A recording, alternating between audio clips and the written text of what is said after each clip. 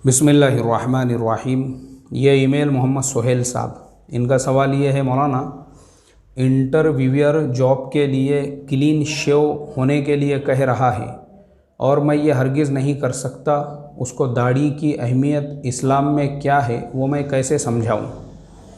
भाई मोहम्मद सोहेल साहब, अब ये आपने बताई नहीं आप किस शहर से हो और किस कंपनी के इंटरव्यूअर ने आपसे जो है इस तरह का सवाल किया, क्योंकि जहाँ तक मुझे पता है मैं दोनों काम कर चुका हूँ, इंटरव्यू दे भी चुका हूँ और ले भी चुका हूँ। और मैंने एक कंपनी में नहीं, कम से कम 10 से ज़्यादा कंपनियों में इंटरव्यू दिया हुआ हूँगा। उनमें से 4 से 5 कंपनियों में ऑलरेडी मैं काम भी कर चुका हूँ।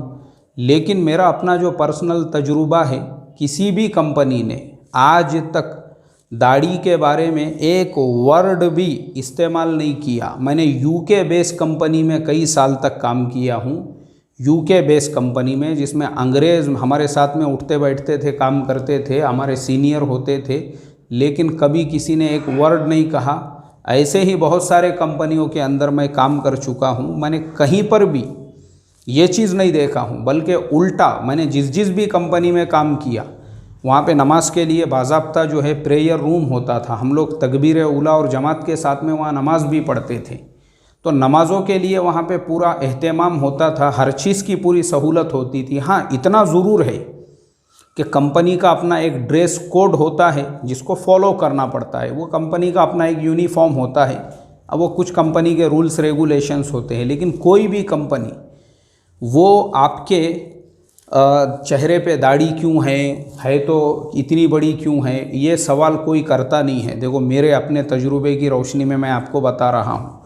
और अगर आपसे किसी इंटरव्यू लेने वाले ने ऐसा पूछा है तो वो मेंटली पेशेंट है, उसको इलाज की ज़रूरत है, और उसने फिर किसी एमएनसी कंपनी का इंटरव्यू नहीं लेना चाहिए। मतलब उसको राइट ही नहीं है इस तरीक़े का, क्योंकि अगर उसका फोकस जो है अपने काम से ज़्यादा लोगों के अगर पर्सनालिटी के ऊपर है कि फ़लाने की दाढ़ी कैसी है और चेहरा कैसा है और जो है ये कैसा है, तो ये गलत चीज़ है। ये फिर उसको मेडिकल ट्रीटमेंट की ज़रूरत है।